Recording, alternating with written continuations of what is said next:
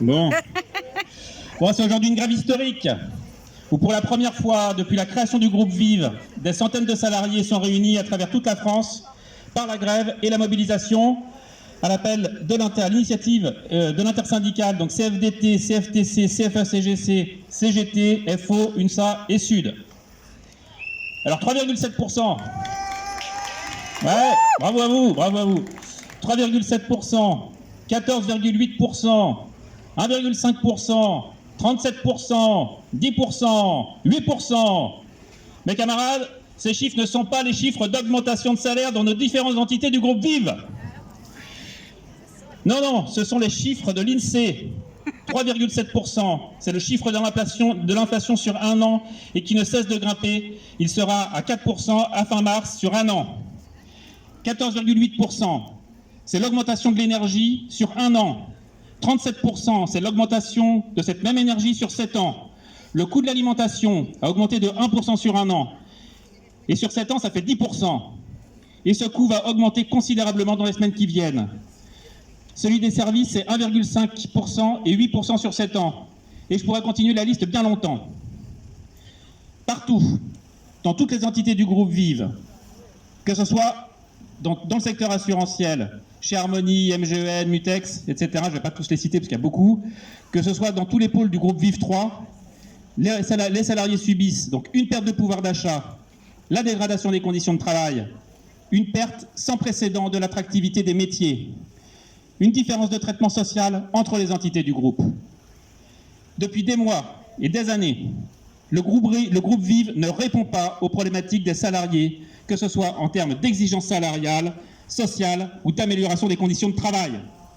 Pire, cette entreprise, qui se dit pourtant entrepreneur du mieux vivre, va jusqu'à refuser d'appliquer la loi et prive sans aucun état d'âme les salariés de sommes considérables.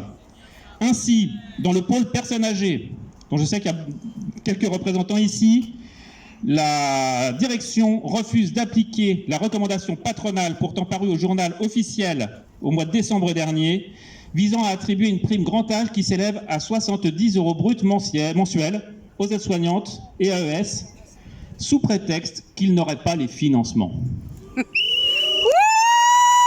Eh bien, mes camarades, il y a une solution.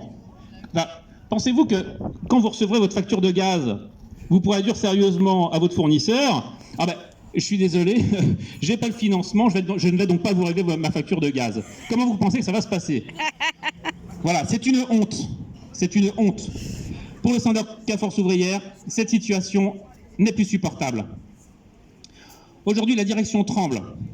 À peine ont-ils découvert le tract intersyndical qu'ils ont tenté dans certains secteurs de faire barrage à la grève en décidant unilatéralement de verser une prime Macron de 300 €. Cela a été le cas dans le pôle personnes âgées et dans le pôle accompagnement et soins. Mais je pense qu'ils ont mal lu les revendications. Nous, on ne veut pas des primes. Le syndicat Force ouvrière et aux côtés des autres organisations syndicales exige de la direction du groupe Vive l'ouverture immédiate de négociations sur la base des revendications suivantes. Une augmentation de rémunération de 5% pour l'ensemble des salariés du groupe avec un minimum de 200 € par mois. Ouais! La mise en place d'un contrat santé unique avec un haut niveau de prestations sans aucune augmentation de cotisation pour l'ensemble des salariés du groupe. Une amélioration des conditions de travail à travers un accord proactif et des mesures concrètes. Force ouvrière soutient et soutiendra les initiatives prises par les salariés, parfois même en dehors du cadre syndical, pour faire valoir leurs revendications. Nous pensons particulièrement aux salariés d'Harmonie Ambulance de Trélazé, dans le Maine-et-Loire, qui étaient en grève, 30 sur 47 salariés. Ils étaient en grève lundi, mardi, et sont de nouveau en grève aujourd'hui pour faire valoir leurs revendications. Alors je tenais également, on peut les applaudir parce que c'était 12 jours de grève.